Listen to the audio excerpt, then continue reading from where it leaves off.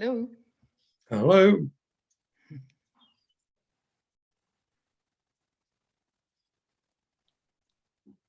You can start. Are we ready, Nolene? Yes. Yes, you're a go. Okay, well, good afternoon, everybody, and thanks for joining the third of the webinars. Excuse me. Ineke, for those of you who have been on the first or the second one, Ineke will be familiar to you. My name is Gavin Jeffrey. I've known Ineke for many years, far too long, and we have worked on a number of projects together. So I will be your coordinator for this afternoon. So Ineke, for those who probably don't know you or haven't met you, perhaps you could just give us 2 words of about you, and then we'll get started.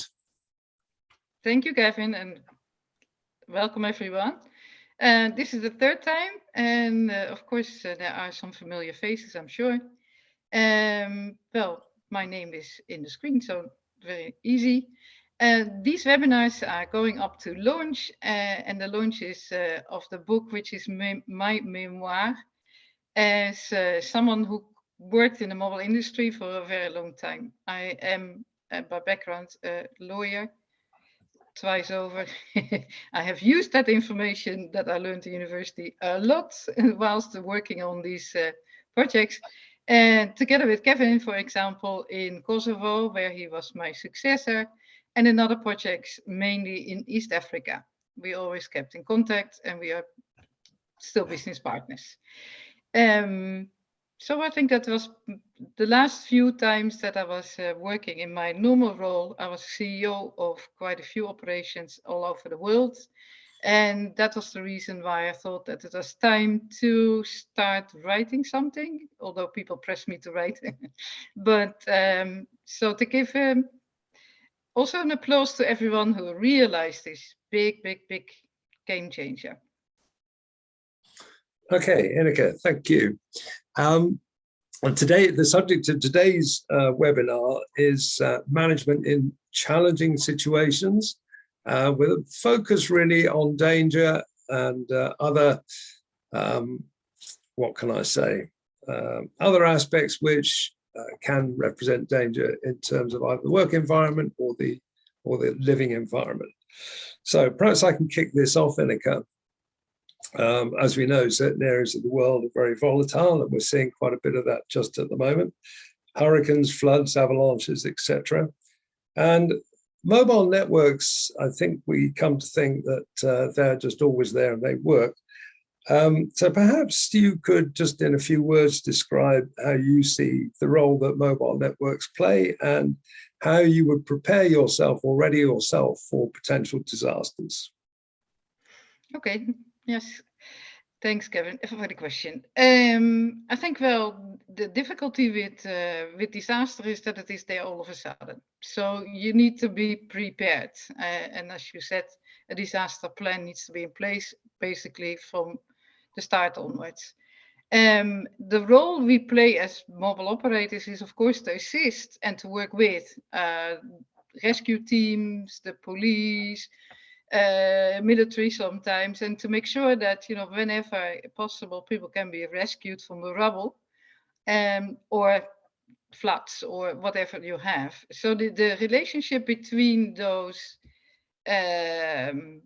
organizations is of utmost importance. And we also have, for that reason, of course, more than one phone. Yeah, we also work with them via special trunking networks, for example.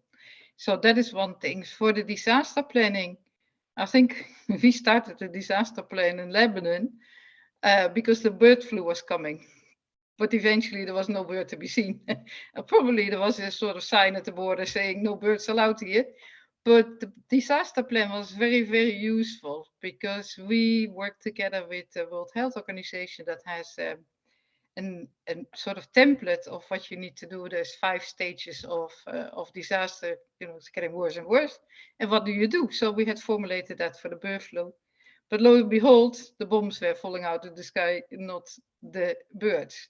Of course, the bird flu is not exactly the same as a war, because in a war, it's not about not touching people, but make sure that you don't travel unsafe roads and make sure that you're in safety.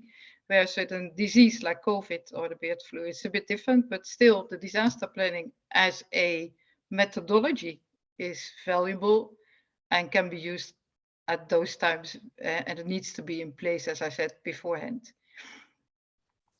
Okay, perhaps you could expand a little bit more. I mean, some of these things you and I have worked on together. How would you describe the relationship between a disaster planning and risk analysis or risk planning? The relationship between you make it too complicated. I do a disaster plan. Yeah. The risk planning. Well, risk, as I say, sometimes a risk is just float out of the sky. Yeah. And quite often, especially in war situations, it can be peace in the morning and war at night. Yeah. So a risk is not always easy to predict or to estimate basically how big the risk will be and in how far it will impact on your organization. The risk can be maybe contained, or it goes totally out of style within 24 hours. Yeah, and I have had all of that, and you too, I'm sure. So how you plan a risk, you make sure that you're always informed. Yeah, you keep your ears and eyes open, and you read a lot of news, and you are aware of the political situation you are operating in. With natural disasters, it's a bit more difficult, even though nowadays we can also see those coming, because, for example, in Haiti, I had a weather alert on my phone, and with hurricanes in that area of the world, I used to send people home on time, because there were so many landslides and muddy situations that I couldn't drive anymore. So that is what you do then.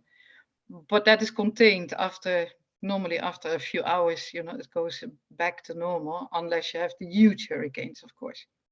So it depends on the situation, I say. But disaster planning is something that is, as I said, it can be invoked in various situations, and you need to understand what those variations could be. Sure. Okay. Oh, thanks for that. And you have, of course, worked in a number of countries that are actually in conflict or just on the border of, not physical border, but just approximately in conflict at the time you're working there. So we're not talking about physical disaster, we're talking about man-induced. So how would you characterize your preparations or your management style, perhaps, within that context? Be prepared, first of all. So we discussed the disaster plan already. Yeah. Part of the disaster planning is, of course, to make sure that you understand which functions in the organizations are critical, and that the people know that if something happens, they are critical. You have ward systems. Yeah, you make sure, like in Lebanon, when the 2006 war started, we had a whole ward system in place whereby people call each other in small circles, like defined circles, 10 people, yeah, and they call each other to make sure that everyone is still there. And it goes back to number one. That is another thing that you can do. Another thing that, especially in that sort of circumstances, mostly you can't travel because you want to travel, but the bombs are falling. That's not so easy. So you need to be sure that you have enough water, food, medicine, stretchers, blankets, and that sort of stuff for the critical staff. And the critical staff, in the case of Lebanon, was only about 70 people in the end. So it was not, don't have to cater for an army, but you have to make sure that those people are safe and can work. Okay, we've just had a little question coming in, which is possibly a good time to deal with it, actually. What would you say the most dangerous country is that you've worked in? Thank you to Denise for that question.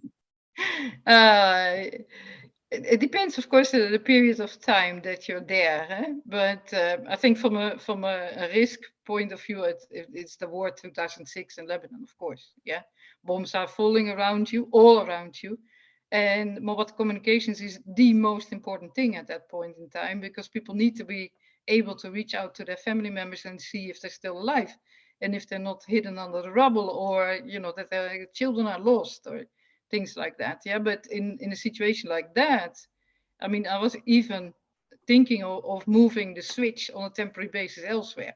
Yeah, because the infrastructure is the infrastructure that they bomb. It meaning we lost, for example, about for 5 days the whole of the north of Lebanon, because the switches and the hubs were bombed, so the connections were gone. Now that is, and the Lebanese are great because they restored it in a no time, but still you need to be able to talk to the people who do that in a very clear, concise manner. And if you are afraid or you are stressed, then nothing is going to happen. Yeah, because if you are laughing, the company laughs. If you are crying, the company cries. If you are stressed, personnel is stressed. So you keep your marbles, and you make sure that you are well prepared and well you take your communications very serious, not only, by the way, internally to those people are still working and are also afraid, of course, yeah, but also to the external world, because how do you supply, for example, in those days, SIM cards? Yeah, in those days you had scratch cards. Nowadays this goes top up all over the air, and there's not to worry too much. But in those days that was different. So there were a lot of people that you had to communicate to, and not the least also hospitals, Red Cross, and that sort of institutes that are helping people, of course. Clear and crisp. Okay, that actually leads quite neatly into my next question, which is to perhaps you could expand a little bit more on how you see your role as a leader in those situations, and not only within the company, but also perhaps in a wider context. And how do you be a leader in circumstances like that?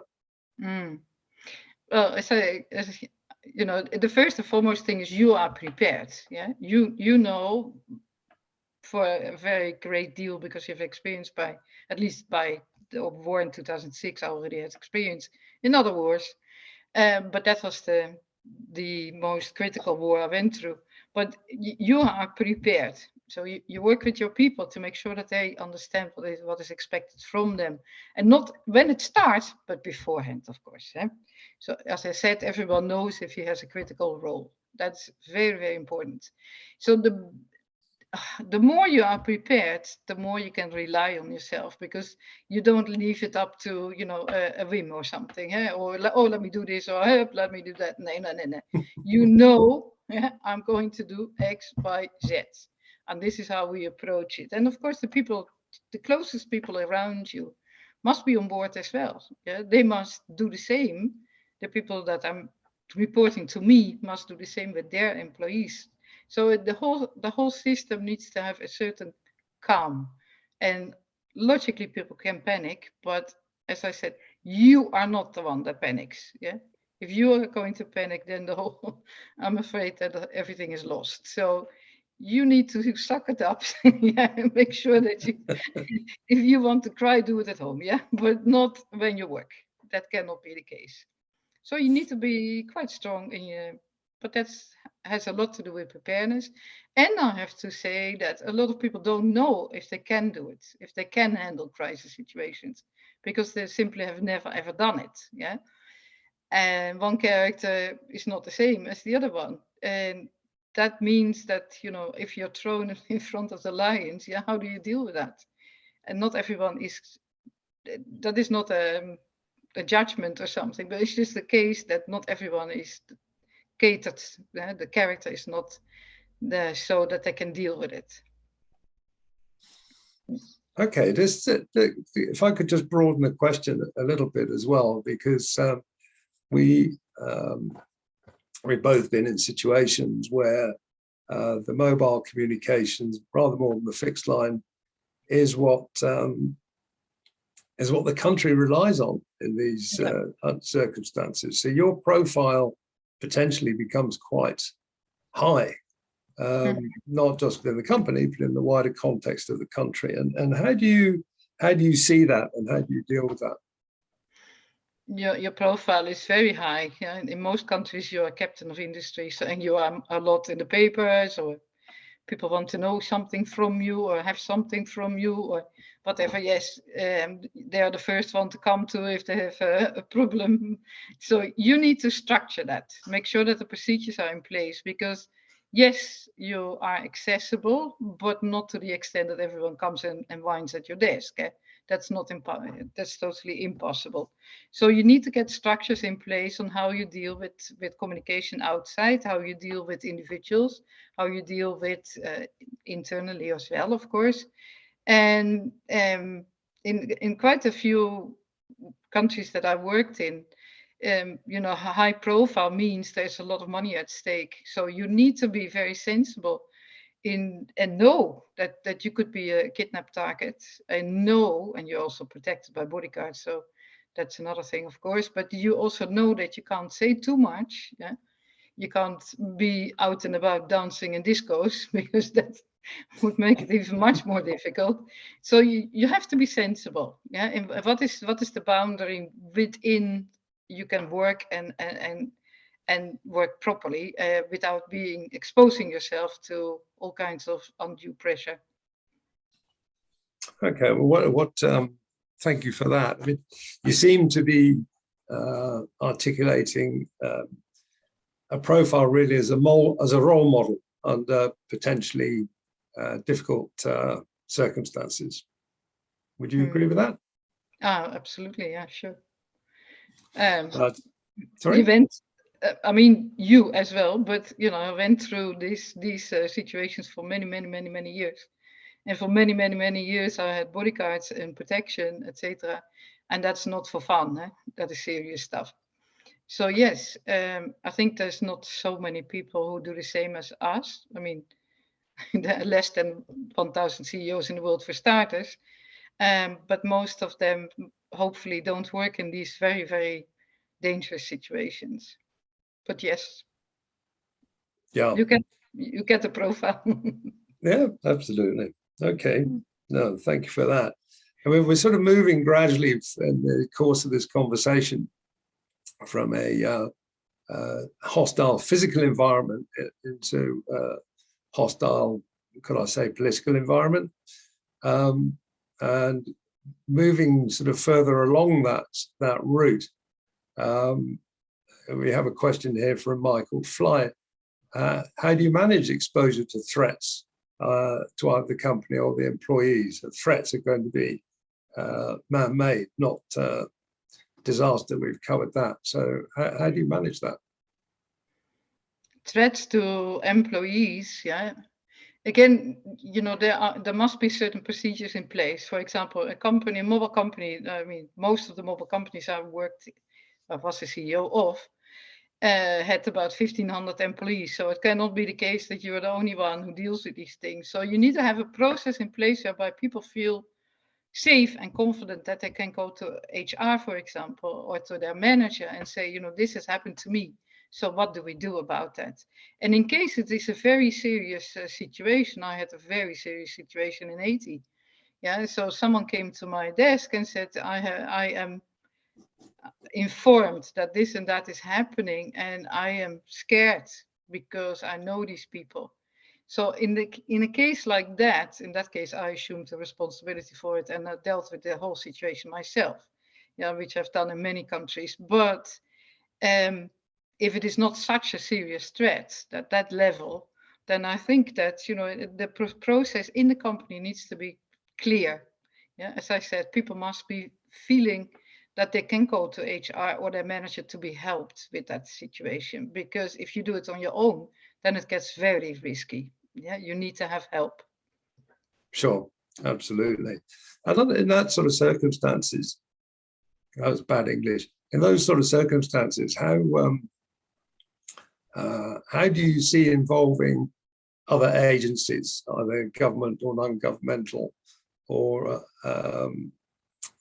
diplomatic, in those sort of scenarios? Did you do that at all? Oh, yes, always. I am very well known in foreign affairs in the Netherlands.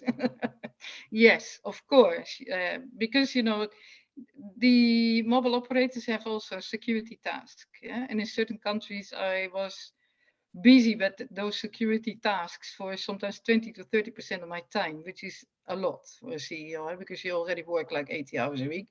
So that is extra. But in order to make sure that you understand not only the risk to yourself, but also to the company, of course, you make sure that you relate to the Minister of Telecommunications, for example, internal affairs. But in my case, in your case, probably to the UK ambassador, in my case, always to the Dutch ambassador. And you make sure that people know sort of, you can't give all the details, but sort of the structures and the situations and the environments that you have to operate in. It is also the case, of course, that sometimes in criminal cases, and that's well known because you see that also in the detective stories on the television, but if there's a criminal case, lots of the evidence nowadays is from the mobile operators. And in certain cases, you as a CEO cannot leave that to very young employees because, that poses a threat to them. So you assume, again, a lot of the responsibility and make sure that it is known by people who need to know. Okay. No, thank you for that. It's useful to hear you articulate that. Of course, the other area of challenge, shall we say, and potentially danger in running companies is, you mentioned earlier, there's a huge amount of money involved in telecoms, not only in setting up the infrastructure, but in the transactions on a daily basis. There's a lot of money, either real or virtual, floating around. So the potential for corruption exists. And the question, there's several questions, and people are actually sending some in on this subject.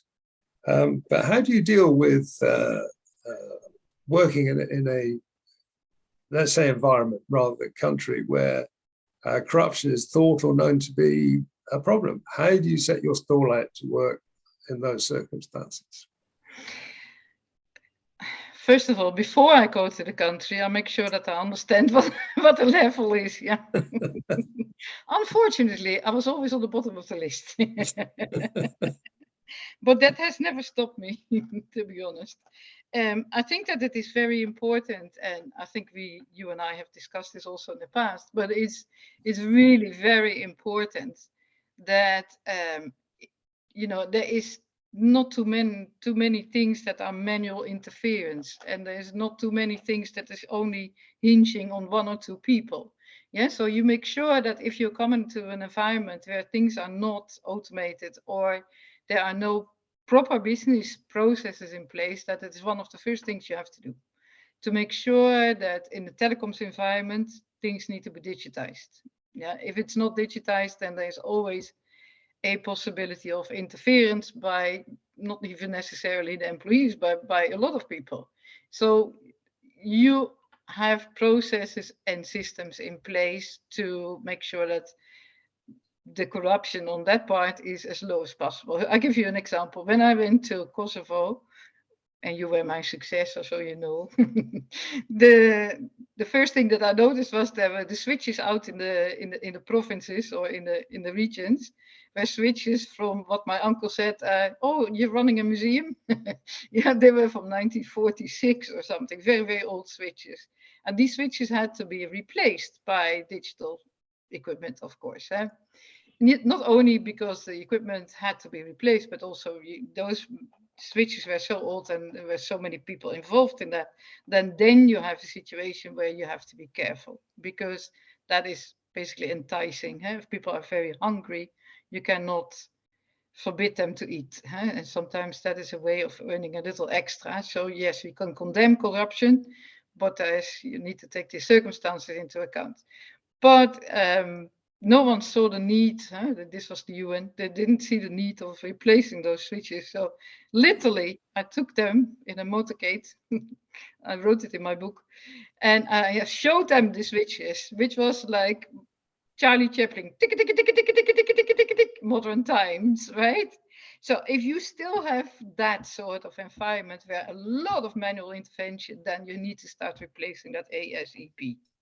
Another thing, which is quite often the case if you are importing, and then there are a whole chain of people are involved in what's happening before it lands in your warehouse. Yeah. And again, you need to be careful there with the suppliers are normally suppliers from Scandinavian countries or from France or, where the telecom manufacturers are sitting. But then it has to be cleared into the country, and then you can have a lot of interesting situations whereby, people know that it is hundreds of millions that you are importing. So yeah, and they need money. So again, you need to look at that, make sure that this process is very well described, that you also put people in place that you can trust, that they march through the process, diligently, and make sure that we don't have too many problems with that. Because the minute that you make yourself subject of corruption, you are corrupted. Yeah, so you need to try and at least mitigate as much as you can the risks. Yeah, which leads quite neatly into a personal question, I guess. Have you ever been, has anybody tried to bribe you personally? Mm-hmm. Yeah, of course. Okay, draw a line under that then. Okay, without naming names, of course. This is one thing about the book. It was, of course, a sensitive, quite a few sensitive stories. This book is Sure. basically an homage to everyone who built a mobile industry. And literally, it's the first time that someone, at least that's what I'm told, that someone has written a lot of these stories down. But you understand that some sensitivities have to be looked at. Yeah. So, but coming back to the question, yes, I was in a certain country where we had to and I was in the board of that operation, and we had to take a decision on to which supplier we would introduce into the network. This is a majorly important decision, because once you make a decision, you cannot just change overnight. It means that all your platforms, all your monitoring systems, all the personnel, everyone is, trained for that particular supplier, because one supplier is not the other one. So someone rings me up in the middle of the night. I was still in the hotel, didn't have an apartment yet. And like 1 o'clock in the morning, oh, madam, you have a board meeting tomorrow. If you vote for us, you don't have to work anymore. I said, will you get off that phone now? It's 1 o'clock in the morning.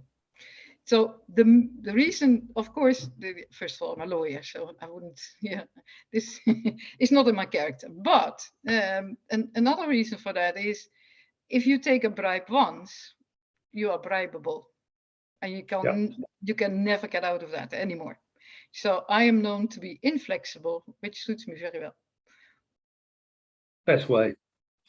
I think it's also interesting that we're sort of touching on the big ticket items in terms of bribery, where there's a lot of money involved.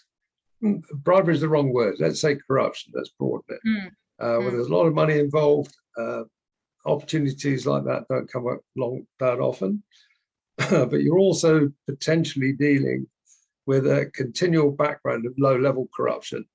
Employ my brother's friend, diverting gallons of fuel, the small ongoing stuff. It's still corruption, and it's still dishonest. What do you do about that sort of environmental background noise, for want of a better word? Well, I think I have to say that in most countries, the first thing that you do is to look at your business processes and your systems. But another thing is, you can install your systems, and then who follows up on it, and who follows up on those processes? Are people really working with the systems and the processes that you put in place? So the thing that you need to put in place as well, as you are going along anyway, is a small group that is an operational audit group. Yeah, and that operational audit group will, yeah, of course you have internal auditor, but it's mostly a financial auditor. But operational audit group, the members of that little group, more or less four people or so, they will go through the whole company and ask the questions. And very often they discover little petty corruption, as you call it. Sometimes so smart that you think by yourself, oh, that's a new one. I haven't seen that one yet. I see all of them now, but no, there's a new one. Yeah. So one of the things that I had one time was that people in the customer care system tick the boxes, diverted the money, unticked the boxes, and when the money was diverted, ticked them again. Yeah, so that was one that I hadn't seen that before. But that is not small corruption in a way, because you can really, yeah, make sure that a lot of money disappears because it's simply not registered. Yeah, especially It can be a lot of money. It can be these. an awful lot of money, and it was an awful lot of money. Yeah. So, there are in every area of the business, there are potential problems. Yeah, let's say diverting money somewhere else. Some people who say, well, you can't be the supplier because of, so giving favors. All kinds of stuff, and of course also on a work level, giving presents to people. Yeah, and again, you need to cater for that in a way. So what I did was put a process in place whereby people have to notify if the gift is more than, for example, $100 or so, and then a lottery at the end of the year, who wins that particular gift, and then the person is given $100, so everyone wins. Yeah. But yes, the corruption is in every single department, and always different. So you need to install a little internal audit group in my book. It's interesting, isn't it? It's interesting. You made a comment earlier that probably 70% of your time as a CEO, I think you were talking about Haiti specifically, or maybe Lebanon, was involved in security issues. And certainly from my own experience, I would say that 90% of my time as a CEO has been dealing with HR issues of whatever nature. Yeah. For very much for the same reasons. Yeah. But the security issues in Lebanon were different, of course, because we had the court case, which now, the verdict is done. So we can talk about that. Yeah, a special tribunal for Lebanon, because when former Prime Minister Rafik Hariri was killed in a car bomb with him about 24 people, and every week after, loads and loads of other people. The most of the evidence came from us. Yeah, that is a situation whereby you really have to be so careful because there's so much at stake. So I was also living in other places, taking other cabs, looking at detours, etc. I always try to not to be predictable, if you will. It's interesting. I mean, we could sit here and debate this for hours, but let's try and stick to a narrow agenda. There's a couple of quite specific questions, some relating to you, some of a more general one here from Denise is saying that, what do you think kept you in check when it came to corruption? Surely temptations were many. You've sort of answered that. I'd like you to answer that again, because I think it's very important. What keeps me in check? Well, Yep. I think, I like my work. Yeah. First of all, I'm a lawyer. Yeah. So I didn't study law for fun. Yeah. I believe in justice, and I will contribute to justice in any case. If I'm able to, yeah, then I will do that. That's in my character. Secondly, as I said, I like my job. Yeah. If you're corrupted once, that's it. End of story. If it is found out by people, then you will never get a position anymore. Now, I love my work, and I love the people I work with, so I wouldn't risk that at all. And thirdly, I'm well enough off. I have enough money not to be corrupted. So I don't need to be a super multi-millionaire. I'm fine, thank you very much. I think it's a very interesting question. And I would add to that, you, as well as I, could answer, I think that you like yourself. You've got too much respect for yourself. Yeah, I like in the mirror in the morning, like you. Yeah. And still try my best. I'm okay. Okay, Yeah. so a question here, I think you've probably had this before in another webinar, but what was your favorite country to work in? Oh, that is it's such a difficult question to ask. It's awful. And I think I have explained it before. You know, a person has a character, a company has a company culture, and a country has a culture, but the traits are the same. So I am not super extroverted, but quite extroverted. So I like countries that are lively and extroverted. Yeah. One of them is, for example, Hungary. I loved, even though I didn't do anything else but work, but I loved Hungary because it is so, it's like almost like Italy. Yeah? It's always jazzy and lively, and I like that. So also the UK, I like London very, very much. Not sure about Kevin, but if you like London too much, but I always like London a lot because, you know, I had brilliant times there. But it depends on who do you work with, you know, where do you land, yeah, where's your house, there's many things, but I think the traits of the culture and your own traits, if they match, then normally you like the country. Okay, I've got a much more general question here from Clarissa. What are your thoughts on how far the mobile telecoms industry has come in the last few years? And I would like to add a question of my own. Where do you think it's going next? To 60. Look, progress the last few years, and where next? Yeah, well, it's all about capacity speed. And of course, it's a very capital intensive industry. If we know that $1.4 trillion is invested in telecoms on a yearly basis, then you can also see that how is that money spent.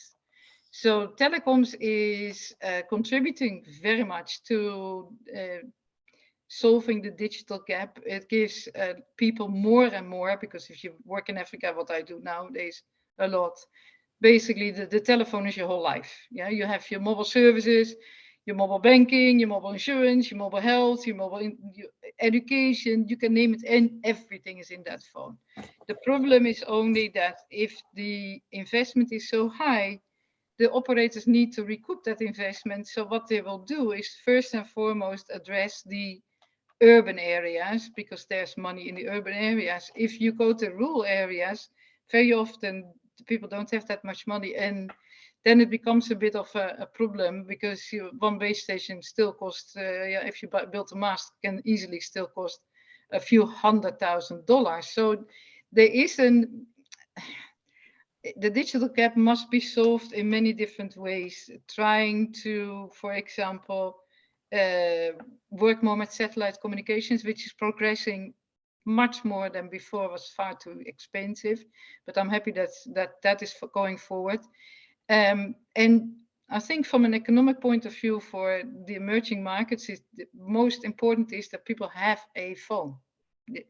And even a basic phone helps them to contact those people that they need, to make sure that they can trade, to make sure that they don't have to walk 30 kilometers to go to a doctor, but they can ring. Yeah, so a telephone is the first thing, even if it's a basic phone. The smartphone, of course, especially for people who are literate, because not everyone in this world is literate. Yeah, so basic phone is probably better for them. But for a smartphone, it represents your life. And because of that, you know, we want it all faster and better and slick and etc. So that is why the industry is evolving from 2G, where we started, till today 5G, that is implemented in about 100 countries already, and 6G is on the corner. So I think that is where we're going, and I hope that people are not lagging behind because of that. Okay. And what we have been discussing is primarily your experiences. And I hope the people on the webinar have found it as interesting as I have. And I know you, so I'm just lovely to hear new stories and some of the old ones. And perhaps I could ask you what advice you would give for people who are thinking about taking up a career in a difficult situation, or they're actually going through difficult situations for the first time in their experience. I think when we started, like 100 years ago, there was no one. There was no one to prepare you for that, right? No one. Correct. So we learned it the super hard way, and quite often in dangerous situations. My life has been in danger several times. Yeah, I had to evacuate and flee several times in my life, and I'm quite sure Kevin as well. So I think that one thing is better nowadays, that we have a system of coaches. There were no coaches when we started with this. There was no one who had any clue. Anyways, yeah, we started with a blank piece of paper that said build a mobile operation. Oh, how do we do that? Yeah, and certainly not the what shall I say, the knowledge of what could happen. I mean, all those risks. Yeah, we were not really aware of all of them. So today, you have coaches, Kevin and I are quite often, and we will continue to do that, helping people on a confidential basis. If there is a problem, you can contact us or other people who do that, and then you can discuss it, because it is important that you share. It is important because if you do this all on your own, your risk is much higher. Yeah, if people are aware of the situation you operate in, then people who are threatening you know that you have a sort of safety net around you. That's why, as I said, I always deal with Dutch ambassadors. Yeah, they know when I'm there what they have a good idea of what can happen, because they're all not, themselves not always in a safe situation either. So that is important. Talk to people who have experience, a lot of experience, and make sure that your environment, your nearest environment, knows about it. Okay, thank you for that. I've got a couple of other questions that are coming in. I'm just firing these at you as they're coming in, trying to find an appropriate slot. This is from Clarissa. I've got my own answer to this, I must say. Clarissa is asking, do you think anyone could have predicted the COVID pandemic, and did they have disaster plans in place? And, okay. You want to answer that? Oh, yeah, go ahead. I was going to say, everybody said they were expecting a pandemic. They just picked the wrong version of the infection. And they did have disaster plans in place. But from my observation, I think they've been predicting another COVID or a SARS type pandemic for about somewhere between 5 and 7 years before this one hit, maybe more. But what they clearly not done was worked out I'm talking about Britain now, but I think I could speak for Europe, maybe other countries. But clearly the disaster plan they had in place was too specific. So when the wrong type of SARS hit, it was not as effective as it could have been. And the other part of her question, which is I'll give to you, is what about the important role played by the mobile telecoms industry? Not in the pandemic. I think it's in the management of it. I've been flabbergasted sometimes, because we could do so much more, as the mobile industry. And these politicians, they have no idea what we can, because we can do anything. Yeah. Yes. Even in 2006, when I was sitting in my office and a Lebanese manager was sitting across from me, and he says, "Ma'am, don't you forget, they know that you have green eyes. They can see that from the satellite." So literally, we can do tracing, we can do tracking, we can do appointment scheduling, we can do anything. Yeah. But the politics are such that certain people say, "Oh, it's an infringement on my privacy." Now, all right, yes, I certainly, as a lawyer, I don't like privacy to be infringed on, But on the other hand, if my client says, yes, please, I want to use that, then I'm not infringing on any privacy whatsoever. Yeah. So if people are willing to use your systems because they regard certain information more important than getting very, very sick or die, then that is their choice. And we can do whatever to help them. Yeah. And I was surprised that that didn't happen too much. Eh? I agree. And just to summarize what you just said, I think the underlying message is cooperate, guys, share, isn't it? Really? Yeah, but also I think that we are capable of so many more things than people are aware of. Yep, Yeah, that's so true. the industry itself. I mean, I was speaking to a journalist because the book gets some attention already now in the Netherlands, and she said to me, "But madam, this is the biggest game changer for the past like 5 decades, and no one ever wrote about it." I said, "No, correct." Yeah, so that's why I used the COVID time to write about it, and in a way that is accessible. It's an adventure book. It's not like your technical book. There's plenty technical books about mobile, yeah, but that is not what I wanted to do. I wanted to say, look what we went through to get this done, yeah, Yep. and how many people were contributing in that process. Engineers sleeping in ice cold cars because they had to work at 4 o'clock in the morning in Switzerland. Engineers who go up to a roof, and the owner of the building is there with a shotgun because she doesn't want to have a base station on the roof. Yeah, people, I mean, all kinds of things that people have no idea. I wake up in the morning, I take my mobile, I start working. That's Yeah, my day. But how did that phone land there in your hand? Yeah, that's the interesting thing. it really is. I agree. I've got another bit of stargazing. Another stargazing question for you here from Michael Fly. Do you see ventures like Starlink making access easier and cheaper? Maybe we have to see, because the whole thing, of course, in the past as well, there were so many. We are going to give coverage with balloons. I can still remember that. Or we have low orbit satellite systems, and we will have 77 of those, and maybe that works. Or there is all kinds of. Maybe this is one of those efforts that will help. Yeah, probably, maybe. All depends Okay. on the business model. Okay. I think I think you and I have been blessed. Really, we've lived through probably the most innovative and exciting time in the life of telecoms, birth of mobile, and it's gone from nothing to where we are. Actually, in a very short space of time. Yeah. And yeah, we've been lucky to experience that, I think. If I could just ask everybody who's on the webinar, have you got any other questions? Because we've only got a few minutes to go now. If you do have any other questions, please fire them in as fast as you can.